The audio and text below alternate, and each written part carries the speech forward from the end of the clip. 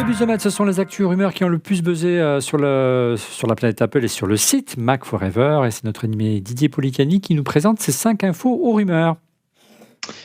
Et oui, Olivier, et on commence avec Johnny Ive. Donc Johnny Ive, proche de Steve Jobs, on va dire figure d'Apple de ces dernières décennies, et qui donc avait quitté Apple, mais en montant son studio à côté, et Apple continue à travailler avec lui.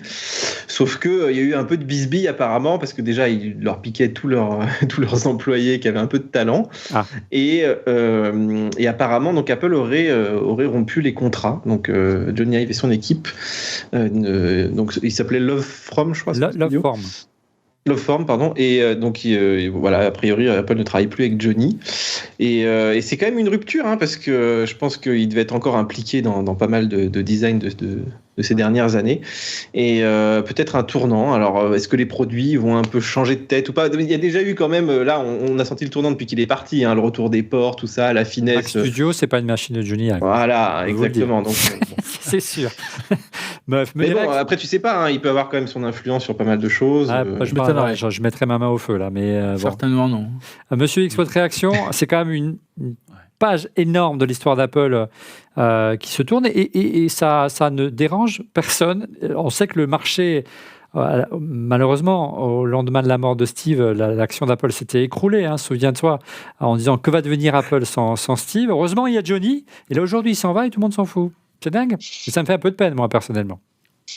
Ouais, moi aussi, ça me fait un peu de peine parce que si tu veux, je me rappelle qu'à chaque produit qu'Apple lançait, on avait le droit, et c'était un peu long, à une vidéo de 15 à 20 minutes de Johnny Ive himself qui nous expliquait comment, pourquoi lui et son équipe, mais surtout lui, avaient conçu ce produit. Ça allait du MacBook jusqu'à la chiffonnette ou le moindre accessoire. Il aurait fait la chiffonnette ? Oui.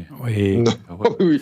Il aurait été capable d'avoir un discours de 20 minutes dessus. Pourquoi la chiffonnette J'adorais quand il disait aluminium.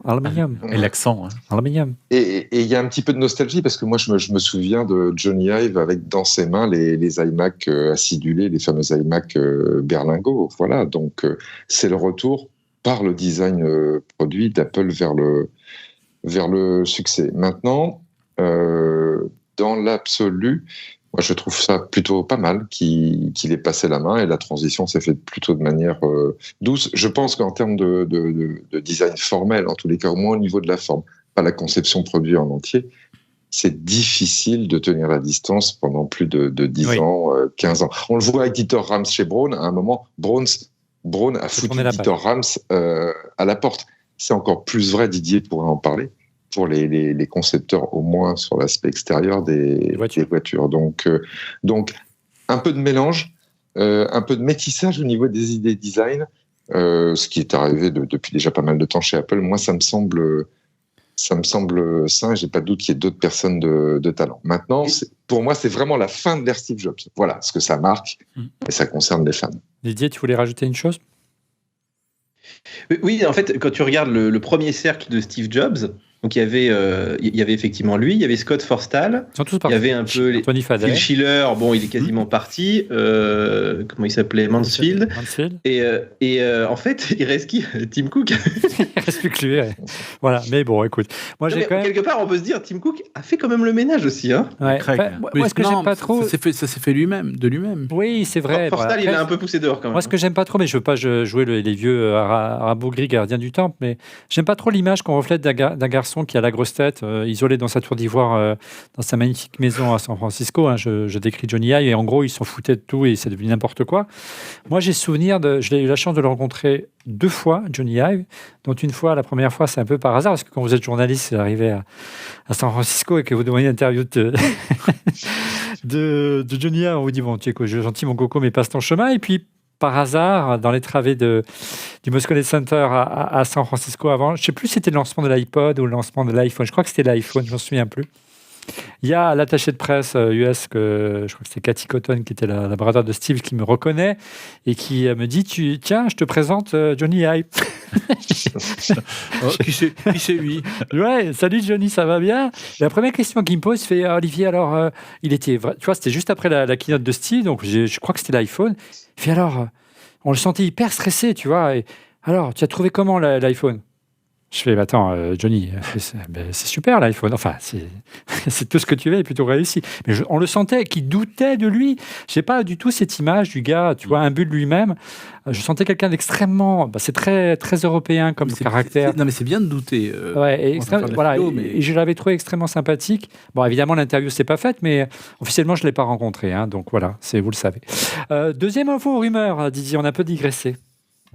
Oui, alors ça, tu sais, chaque année, on dit l'iPhone va être en retard, tout ça. Bon, c'est vrai que ces dernières années, entre le Covid et tout, ils avaient un peu de mal à produire, et c'est vrai qu'on a eu un peu des iPhones tardifs.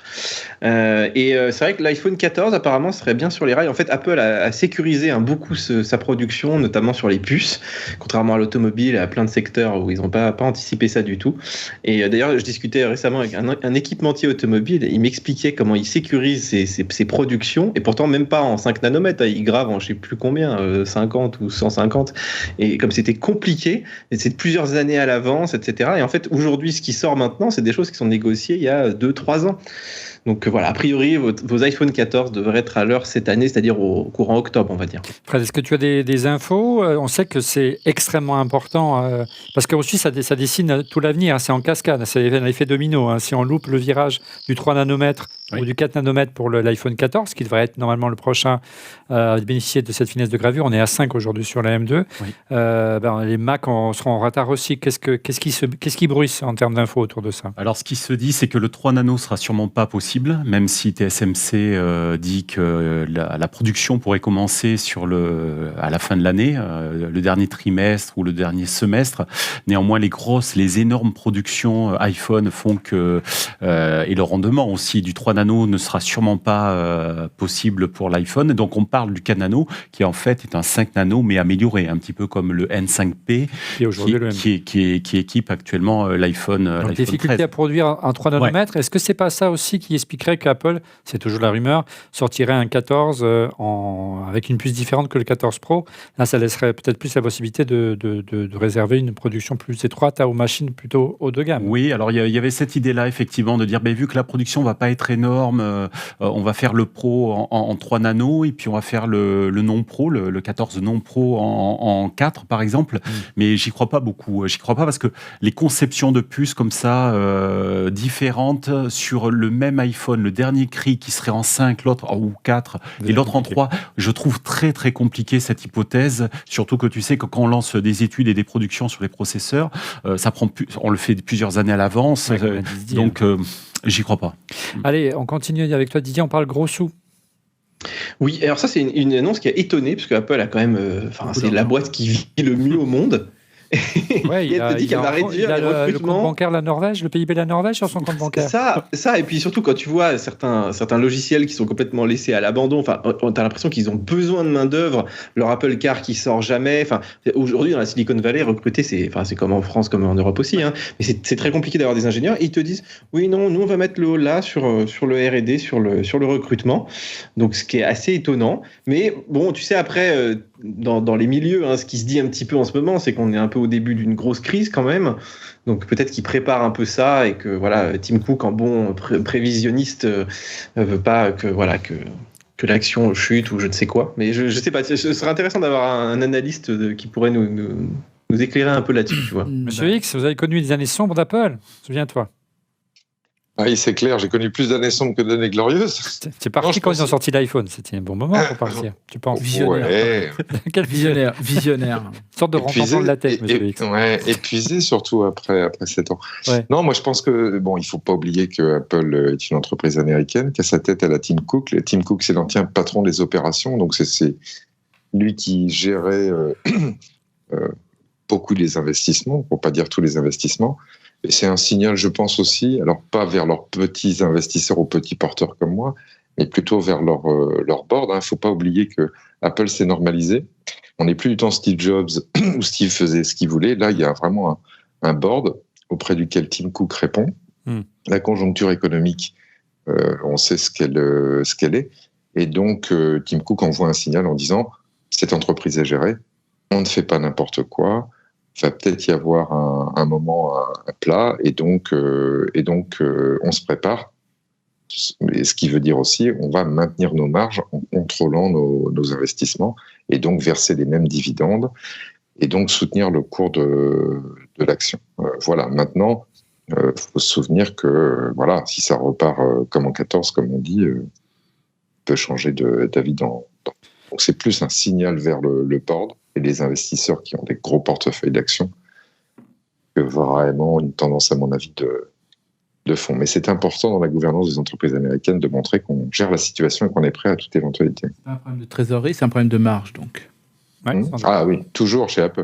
Ouais, on Toujours. sait que le prix des conventions monte. Donc, Non, mais justement, donc en gros, quand on travaille sur ce type de choses, donc comme l'a dit Monsieur X, donc automatiquement, il y aura des conséquences sur le cours de bourse. Voilà, donc allez, nous verrons bien. Apple s'intéresse au Tour de France, mais pas à vélo, Didier. Non, mais alors déjà, tu sais que si tu as ouvert donc ton Apple Maps ces derniers jours, tu as vu qu'on a les nouvelles cartes Non. d'Apple. Voilà, donc tu as des cartes un peu plus détaillées avec des monuments un peu mieux faits. Enfin, ils sont bien amusés, donc c'est plutôt pas mal.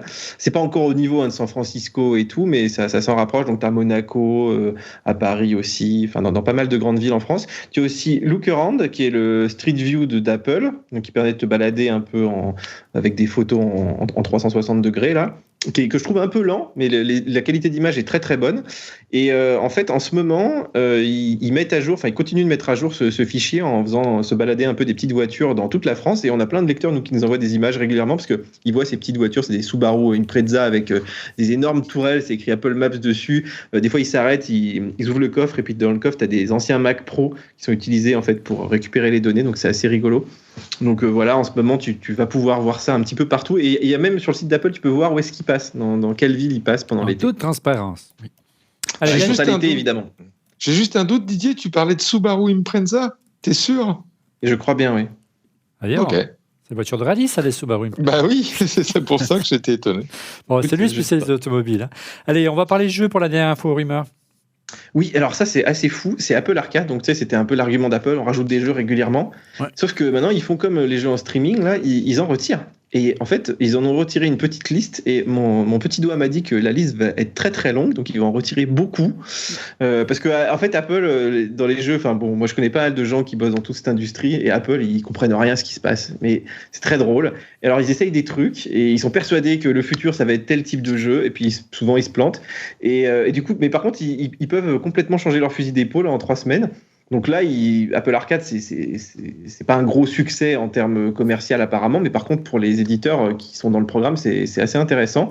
Et si tu as les bons jeux qui collent bien justement avec leurs attentes, c'est parfait et tu peux vraiment monter des bons studios qui marchent bien. C'est pas une question de droit, Didier. C'est pas une question de droit, parce que c'est quand même.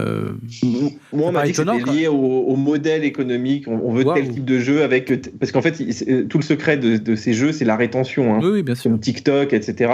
Donc, ils font plein de tests sur les types de jeux. Et c'est vrai que les gens se lassent extrêmement vite, donc il faut du La renouvellement. jouabilité, je crois qu'ils appelaient ça comme ça. La jouabilité. Merci beaucoup, Didier, pour ce passionnant busomètre et l'avant-dernier de la saison. Une question sur le chat de la chaîne YouTube, puisque vous pouvez nous regarder 24 heures, là même 48 heures à l'avance, avant la sortie de l'émission. Ça, c'est réservé aux membres du club ORLM. Une réaction de Sébastien Cuisinier. Bonjour à toute l'équipe. J'avais entendu parler de l'intégration d'une puce ultra wide band UWB-W1 dans le MacBook Air M2. C'est dommage de ne pas l'implémenter sur ce genre de produit, alors qu'elle est notamment sur l'AirTag, par exemple. On en parle après ce chapitre, puisqu'on va justement parler du M2.